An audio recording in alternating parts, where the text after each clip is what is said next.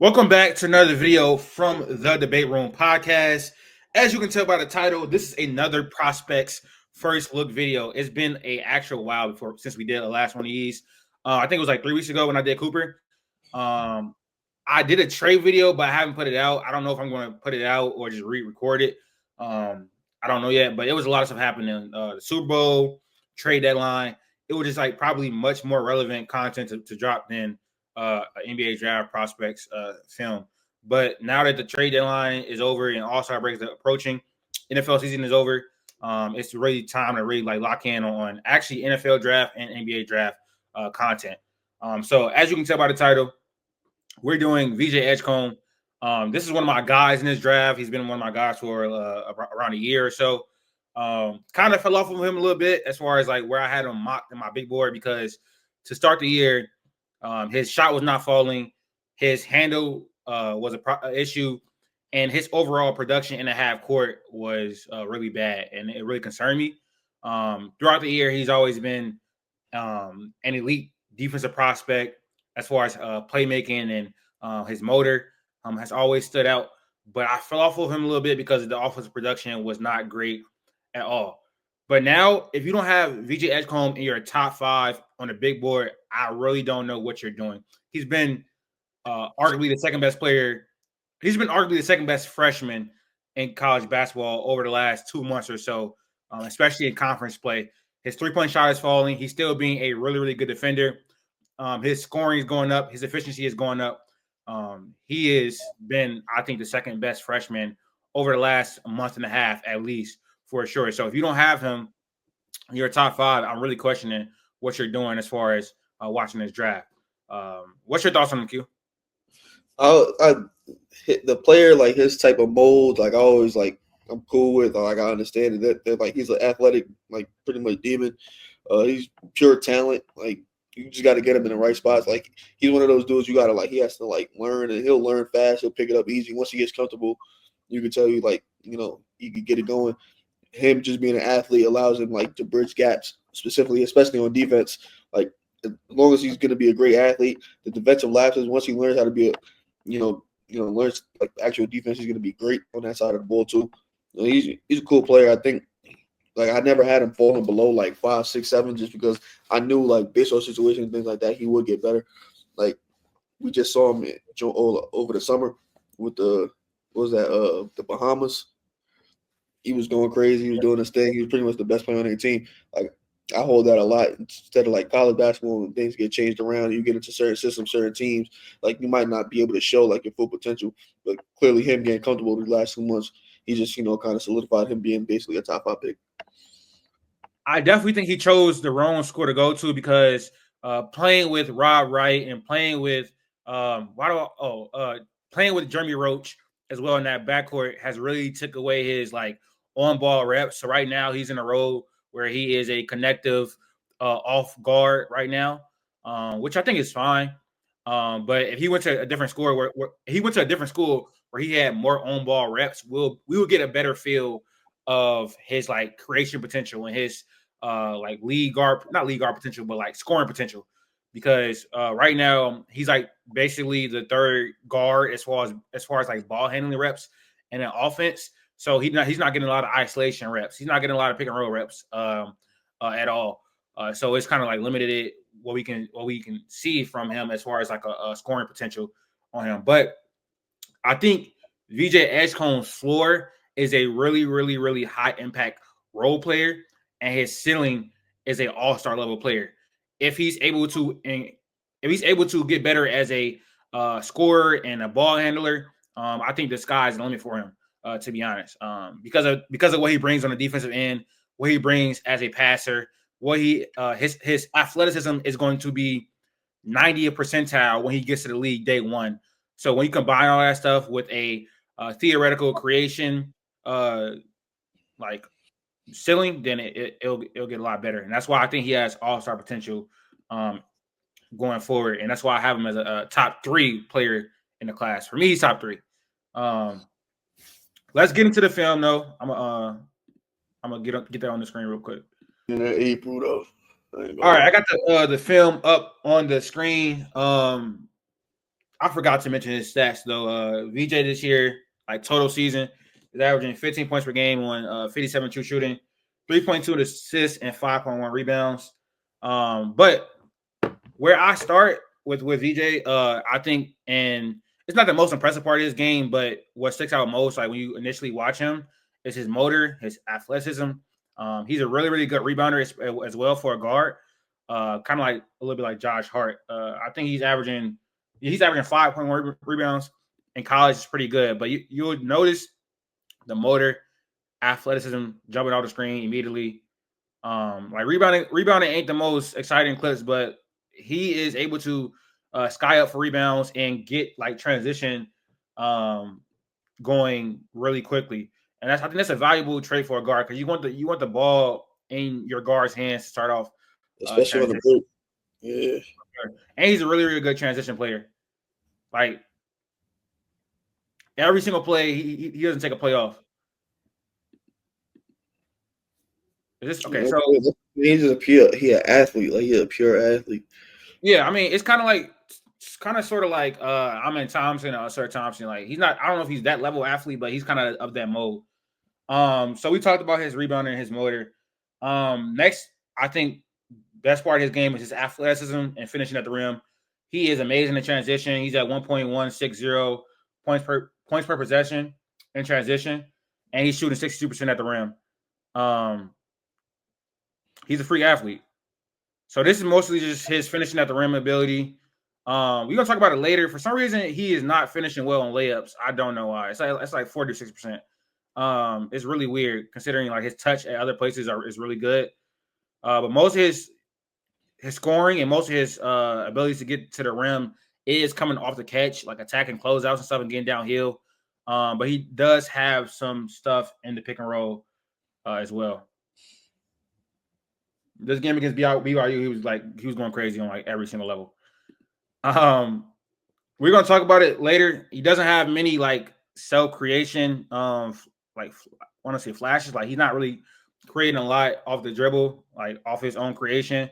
But this play, like this play right here, stood out to me when I was watching his film because all of these players are going to continue to go under these screens, and we're going to see with his 3-point shooting a little bit later how he punishes that. But like I think in the NBA, teams are going to go under because they're so scared of him getting downhill, and he has to weaponize that. But he does a great job here with his like, especially since I think you and me also have like concerns about his handle. A play like this is amazing. Almost made the dude touch the ground. But yeah, most of it is just catch and beating a player to the spot and using his athleticism to get downhill.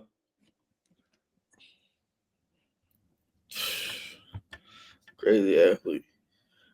No, he is, and his body control is pretty good too. But I just want to see his touch get better. We're gonna talk about it later. I think this is pretty much the end of the. All right, so the big development with VJ and why well, it's not a development. I would say he was actually like his last year of high school. I think he shot 40% from three, so he was a pretty good shooter in high school, especially off the catch stuff like that. Not really primarily as a pull-up shooter, but what dropped his stock for me in the beginning of the year is because he wasn't knocking down these shots, and his half-court play overall was just really bad. But ever since conference play, he has been shooting the pill off the ball. He's at 46% from three in conference play. He's at 40% on catch and shoots. On the year, he's at 38.5 on 8.3 attempts per 100. So it's on good volume too. You're going to see it on a lot of these plays.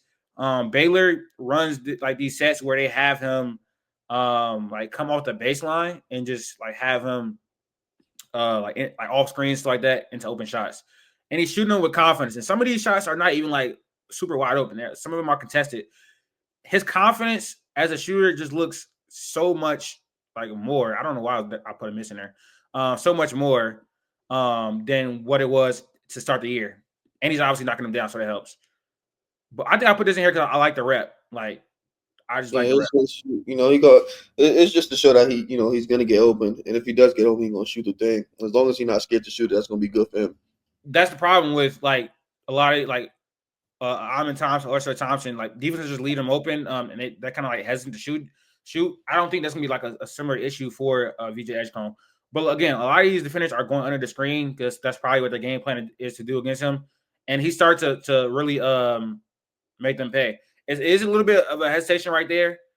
Like here again, I don't know what they're exactly doing right. Like they're going under, but he stays patient, and that's not really like super wide open. No, it was a late shot. He could have been pulled it, but that's just a little decision making error. Yeah, Still went in though, so it's like it doesn't even matter. but as you see a lot of these shots, like they're open, but like late contest. And they just made it a part of their offense to get him open shots. Now it wasn't like that in the beginning of the year. Scott Drew obviously made adjustment to like get VJ more involved in the offense off the ball. Like that was one of the best highlights of his year so far. That contested three.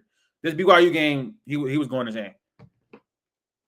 This is the game where I tweeted like, yeah, damn VJ, I came on you too early because he was obviously already hooping before this, but like I told you it was the team though. Like I tried to tell you, I'm like, it's just the team that he on right now, and it's early.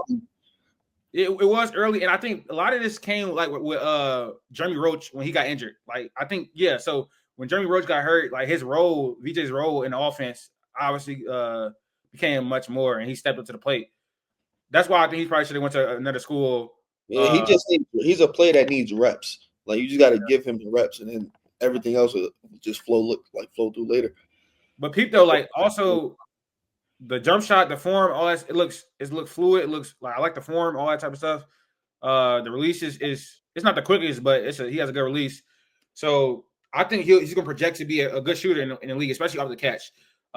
We have to see what it looks like as far as pull ups, but off the catch is pretty good already. It's at 40% and 46% in conference play. All right. Obviously, defensive playmaking is VJ's calling card. I think day one, VJ is going to be a really, really good guard defender. I want to say a great guard defender. And I think in his career, he could be a elite guard defender. Right now, I think he has a 4.3 steal percentage and a 2.8 block percentage. That's really good numbers for a guard. And every play, his motor is there. His intensity is there. I think he's going to be best as an on-ball defender. I'm going to show the plays where he's like lackadaisical off ball, which is a bit concerning. But he has all the tools, the strength, the athleticism, the motor to be a really, really good and disruptive on-ball defender. That was actually a foul, but I liked how physical he was. I don't think that was a foul, so I included it in the film. But yeah, he's really disciplined on the ball. It's just like off the ball and I think that's typical of like freshmen, younger players. They have those issues where off the ball, they have issues. But yeah, his hands are really good too. His instincts are really, really good as well. Now, next is his passing. I think, to be honest, he's more like a connected passer. He leverages.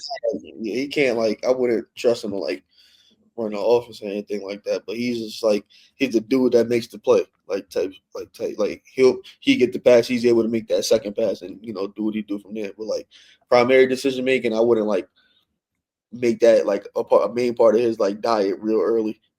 No, actually that's a perfect way to explain that. Like especially real early. Like he's gonna have to develop that part of his game. But yeah, I think he's a connective passer, and he leverages his like scoring gravity, his ability to get downhill, to create opportunities for his opponents. I mean, for his teammates. But yeah, connective passer. He is synergy has him as like an average pick and roll player. But I think his processing is really good as far as like once he sees something, he's able to process it. He's not like he's a reactive passer, not a proactive passer. And he's not making the craziest reads. It's mostly like pick and roll reads, dump offs, just adjusting to whatever the defense gives him. I don't know if he's necessarily like forcing the defense to give him stuff as far as like eye manipulation and looking the defender off. But as you see, like a lot of it is him getting into the paint, defenders helping, and then him making plays out of that. I think he's really good though. As a shooting guard, like, he's an off guard. So like this is something that you want to see. I think he has like high feel. So that's good. He has some really good like lob reads in here too. They run him off this baseline a lot. And I think this film is from like 7 games. I think it's 7 games actually. So I watched like 10, 12 games and I got like film from like 7 of them. Yeah, you can tell he understands what he's doing. Once he sees it, it's easy to like for him to understand this real quick. That's cool. That's like you said, he's an off guard, so it's not like I don't need him to be super proactive like right now, like coming into the team. Yeah. Here Scott Drew draws up this Spain action. He does it actually twice. And I like how he's able to find the skip pass to the corner. That's like an advanced read out of that action that I like to see from him. So yeah, I think the process is good. I think he's an underrated passer. He's averaging 3.2 assists, and I think he's averaging like 6.2 assists per 100. So, yeah, I mean, I like the process right there. It was a terrible pass, but really good pass at the horn set. So I like the actual decision making, and he's flashing really good reads. All right, ooh, I just went all the way back. I hate when I do that. Let me see. That's defense. They're still passing. So I mentioned earlier, let me let this play out. I mentioned earlier that he struggles to finish on layups. I don't really know what it is because like his other touch indicators, like he's pretty good on runners and he's pretty good at the free throw line. I think he's shooting 80% from the free throw line. Those are like your touch indicators. Those are all good, but also like layups and like floaters and stuff like that are like touch indicators as well. And for some reason, he's just shooting really bad on layups. I don't really know how to diagnose it. I probably need somebody smart. Let me skip this. I probably need somebody smarter than me to do that. But he is shooting like I think like 46% on layups. He doesn't. He's getting to the free throw line at an okay rate. I think it's at 31.0 right now. I think his whistle is not the greatest, but the way he's struggling on layups right now, I really don't know why he's struggling. This may could have been a foul. But I want him to develop like you see how like Yeah, Shea. he's not. You don't you can tell like he doesn't adjust to like he doesn't adjust well to contact just yet. Not that like it's gonna stop him. Just like he doesn't understand like once I get to contact what to do next. Because again, he's a supreme athlete. It's not like it's gonna bother him too much. He just doesn't know what to do with that bump. Like a certain time, like it could be that, but like with touch things like that, you got to change the way you like that bump is a different reaction once you try to put a layup up. Like you got to know what you're doing after that bump because you got to take that into account when you try to finish that off, especially No, on fast breaks and things like that. I agree. I think a lot of times he goes like one speed. And Exactly. one speed. He's really quick. He's a great athlete, so he goes one speed, and it messes up his timing on his layups. I think he needs to develop like a decel. Like all the elite scorers have a decel when they get to the rim. Like, and he hasn't developed that yet, and he got to like hone that in. Another one. So like we got past like sort of like the great parts of his game, and I want to see this is like the stuff I want to see improve, like his improvement points. We talked about the layups, his finish at the rim. He's at 0.992 points per shot on layups. And also I have a little bit of his self-creation clips in here because I don't think it's the best. He only has 17 isolation possessions on the entire season through like 23 games, something like that. So he doesn't really isolate a lot. On those possessions, he's at 0.471 points per possession, and he has a 23.1 true shooting. He's 3 for 13 on 2-point field goals and 0 for 3 on 3-point field goals. So I don't have a lot of his self-creation clips in here, but like on this one, he gets to switch on the center and can't create a good shot. It'll play after this. But also, I think, he's one of those players where like NBA spacing is going to help him a lot. Because like, why is the center sitting here in the paint? Like, I don't really know. He's trying to isolate. You got gap help right here, and he has no real avenue to score. But like, he also can't create a shot, like because his handle isn't the best.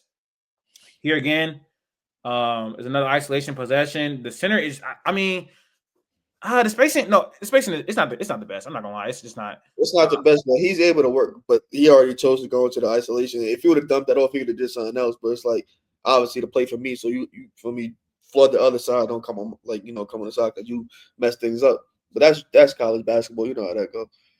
Yeah, so we talked about his passing earlier. I mean, there's also bad with the good. I think he's a really good processor, but his accuracy on passes and his touch on passes really need work, and that's because he's not a point guard. Like, he's making these reads and they're good reads, but he struggles sometimes against double teams. I don't have the film, but he had five turnovers a few days ago against Houston. You know, Houston has one of the best trapping defenses in college basketball. He struggled against that. His touch on passes is a real concern for me. Like this one was really bad. Wild man, he almost throws out of bounds. On a lot of passes that need work as well. Like necessarily the actual read isn't the worst. I don't know. That was a terrible read and a terrible pass. Yeah, the process is good. It's the execution that's the issue. And also, I mean, again, he's a great defender. I think he's a great defender prospect, especially as a guard. But when I was watching his film, I saw some defensive lapses that kind of concerned me, especially off the ball. He has a tendency to fall asleep on defense. He has a tendency to be in no man's land. He also has a tendency to be a little bit too jumpy because he knows how great of a defender he is. He's getting like closeouts. He jumps a lot. He's because he bites on pump fakes a lot. Is what I'm trying to say. Yeah, that's a pro. Like you could. I don't think it's a defensive IQ thing. I think he's just young. Like I'm always looking to make a play as an athlete. You're always looking to make a play. That's just what it is. Sometimes you get bored, especially when the ball's out. Like you're away from the ball, you can kind of get stuck. Ball watching and things like that. So that's a habit that you got to break out of. The too jumpy thing, just trying to make a play too much. Sometimes you got to stay grounded. He don't understand that just yet. No, I agree. That's definitely something that comes with age. Here, he plays good defense initially, then he just falls asleep. And I think this leads to 3. Here, he's just in no man's land. I guess it's a miscommunication between him and the other help defender, but you'll see another few plays where he just like falls asleep on defense. This was a really bad closeout. Here he jumps. That's like a very easy bucket. Yeah, he jumps on pump fakes like not quite a bit, but like you'll see it come up on film a lot. Here he in no man's land again. Too worried about the ball and not Yep. worried about what man is that. He definitely ball watches a little bit too much, but that's all the film I have for VJ.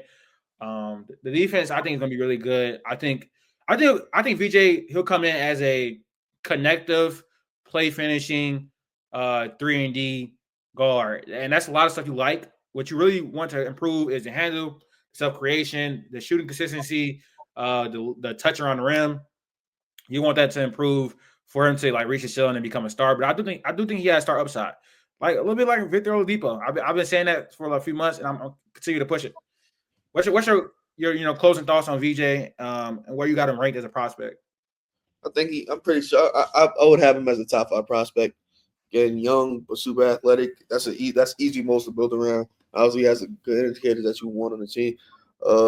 Victor Oladipo was a good comp. This you kind of see it a lot. You kind of see the mold a lot, but not like the skill set itself. Like just being able to like play make a little bit, could defend, get to the rim. Like Victor Oladipo did all of that. He was able to defend. He was basically running the offense for Indy. Obviously, know he was an athlete, things like that. So I think like that's a good comp. If he becomes that, then that's an all-star level player. Yeah, and I mean obviously Oladipo was a little bit more polished. He spent 2 years at Indiana. He got also more on ball reps at Indiana. So it allowed him to like develop his pull-up game, stuff like that. Even when he still came into the league though, he still had to develop that over years because he wasn't like a great scorer at all. Really until he got to like he wasn't even a great scorer in Indiana, but he wasn't a good scorer until he got to Indiana. Like on Orlando, he wasn't a great scorer. On the he was a closeout at like on a Sunday. He was a closeout attacker mostly. So like you can't really get a full scope of what he is as a player. In Orlando, when he had the ball a lot, you seen a lot of his flaws. So And then that's probably like he was like 27, 28 by that time, so he was already a grown adult. Yeah, and I think also Oladipo was kind of like a case of outlier development. But I think if like he reaches if he reaches his ceiling, he could be that type of player. But I think with better defense, to be honest, and he might be a little bit more athletic than Oladipo, and that's saying something. I don't know. He might be. That's gonna do it for the VJ Edgecombe first look. Let us know who you want us to do next. We still have a lot of prospects to talk about. I do know our next one is probably going to be Kyler Murray Bulls, unless we get some other suggestions in the comments. If you made it this far, make sure you like the video, subscribe to the channel, follow us on our social media platforms up at the top of the screen, and we are out.